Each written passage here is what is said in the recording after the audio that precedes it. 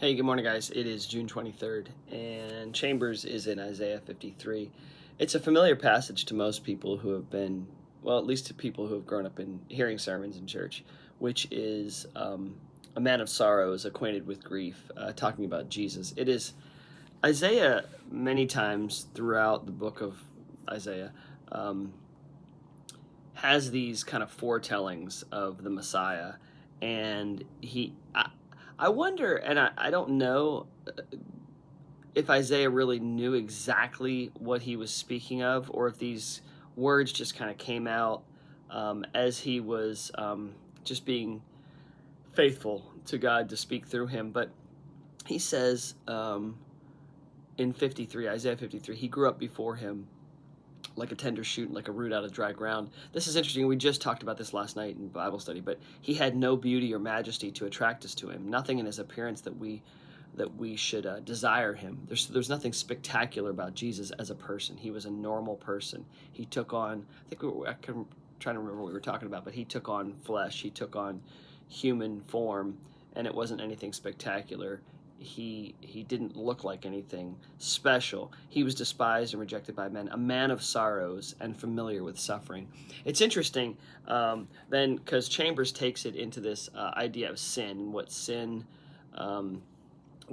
does in us, and how we, if we take a rational view of sin, it's contrary to the godly view of sin, and I think so. The one thing I would say is that if you think about the sorrows and sin with Jesus, his and it's the most unfair realization, the the fact that Jesus had sorrows and grief due to the sinfulness of the world had nothing to do with his sin. He never sinned. So the sorrows and grief that he experienced were never, ever a result of his own shortcomings or his own sin. Always the result of those around him. And so he took on the sorrow and grief and punishment and all that, all the effects of sin were laid on him without him ever having caused any of them. They were all caused by outside. Anyway, there's a few things that Chambers says in here that are really, really spot on, which is he says at the beginning of life, we do not reconcile ourselves to the fact of sin. We take a rational view of life.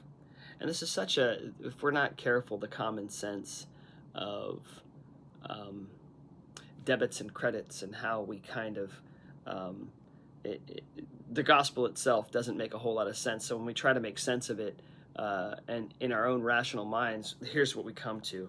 We say that a man, by controlling his instincts and by educating himself, can produce a life which will slowly evolve into the life of God. But as we go on, we find the presence of something which we've not taken into consideration, sin. Sin doesn't work that way. That's not the way. That's not the way life works. We think, oh, if I continue to improve, it'll be like working out. Every day I'll get a little bit better. I'll get a little bit better. But sin doesn't. Sin is. It's like saying, if I work out enough, I'll get rid of this cancer. Sin is more like cancer. It feeds and festers and needs a more supernatural solution. And he says here a statement that I think is something that we all need to be reminded of. Either God or sin must die in my life. I think I need to put that on a board in my office. Either God or sin must die in my life. If sin rules in me, God's life in me will be killed. If God rules in me, sin in me will be killed. It's a very definitive. The climax of sin is that the climax of sin is that it crucified Jesus Christ, and what was true in the history of God on earth will be true in your history and in mine. So sin will crucify Jesus Christ in me if I'm not careful, and vice versa. If I allow Christ to reign in me, sin will be crucified.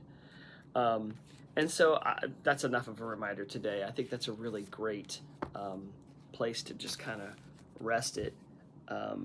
Sorry, I'll say that statement one more time. Either God or sin must die in my life. So I'm going to find a place to put that in my office. You guys have an awesome day.